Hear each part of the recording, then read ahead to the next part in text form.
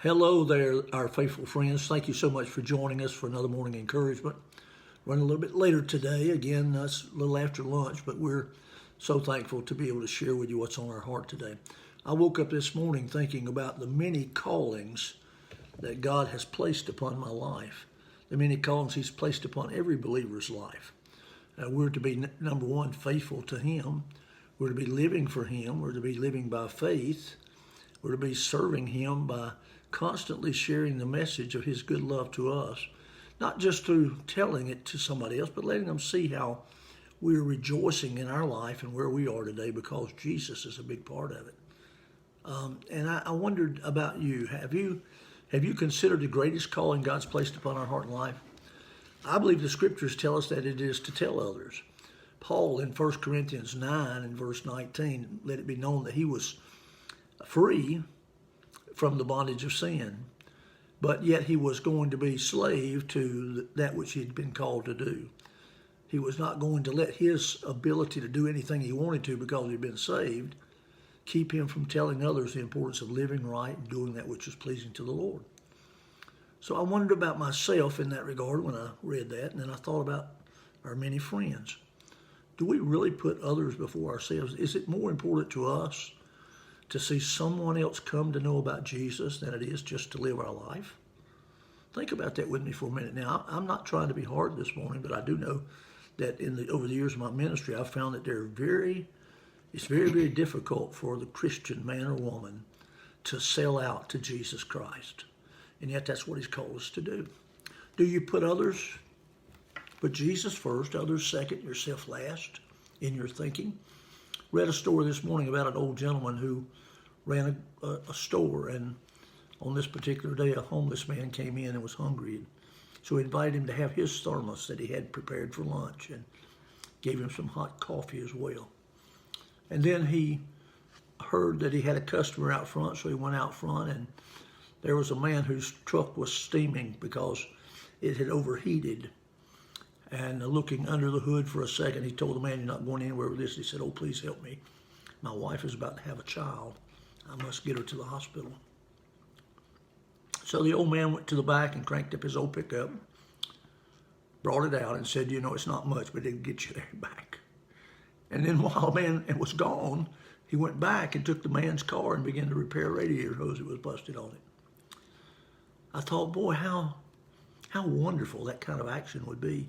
Suppose all of us who name the name of Christ, who claim that He is the most important thing in the world to us, would live like that, to show Him to others, not just to tell them about who He is, but to let them see the love of Christ in us.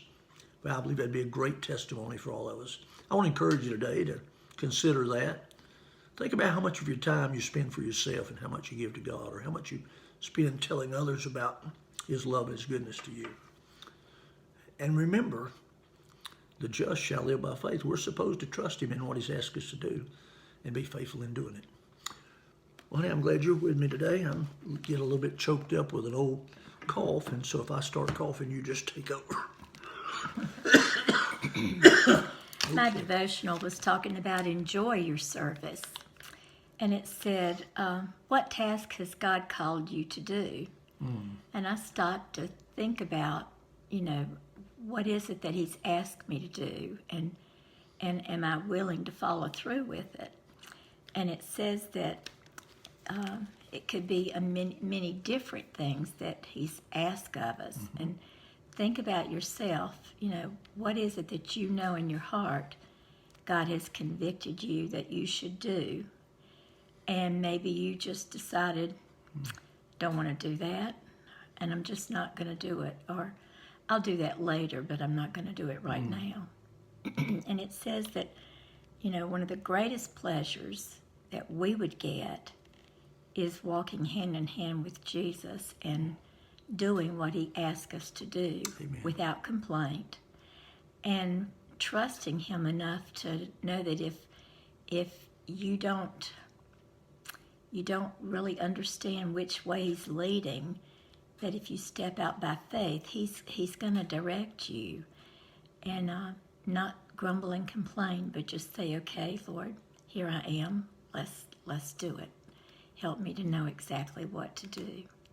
And again, we were in Colossians in this devotional and talking about where it says that we might know Him, and that that we would be able to be strengthened by His might, that we might walk worthy of Him in the knowledge of Jesus Christ and helping others, and whatever the task, just follow through.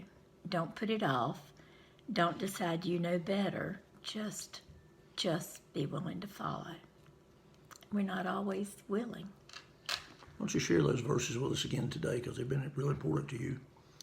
It says, "For this cause we also, since the day we heard it, do not cease to pray for you, and to desire that you might be filled with the knowledge of His will, in all wisdom and spiritual understanding, that you might walk worthy of the Lord unto all pleasing, being fruitful in every good work, and increasing in the knowledge of God, strengthened with all might according to His glorious power, unto all patience and long-suffering with joyfulness, giving thanks unto the Father, which hath made us meet to be partakers of the inheritance of the saints in light."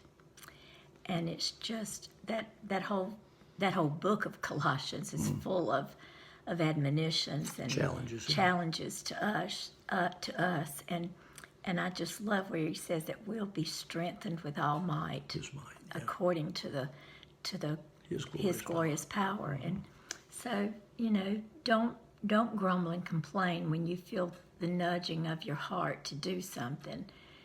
Take a big breath and say, "Okay, Lord, I can't, but you can." Amen. And just trust Him and walk with Him and watch what He does, and be happy in your service. A paragraph in my devotional said, "One of the greatest pleasures is the joy of working together with God as you complete your work. Often the more difficult the task, the greater the joy, because it enables us to see the power of God. He enables us to experience what He can do in and through us, that which we could never do on our own. So stop procrastinating and just obey." So it's pretty good. You've been preaching today. That's good stuff. I'm going to tell Just you. sharing. It really is sharing. I know, but what I'm saying is we really need folks to take a look at what we're really doing. Oh, I love Jesus, and I can't wait to be with His people forever and ever in heaven. But don't want to do anything here. Don't want to do anything here. Yeah. Let me encourage you to not worry so much about words that you may speak, but let your actions show the love of God in your heart. If you'll do that, people will understand that you're different than the people of the world, and they'll see Jesus in you. Do people see Jesus in you? Let's ask that question in this little song, okay? Let others see Jesus in you. Let others see Jesus in you. Keep telling the story, be faithful and true. Let others see Jesus in you. God bless you.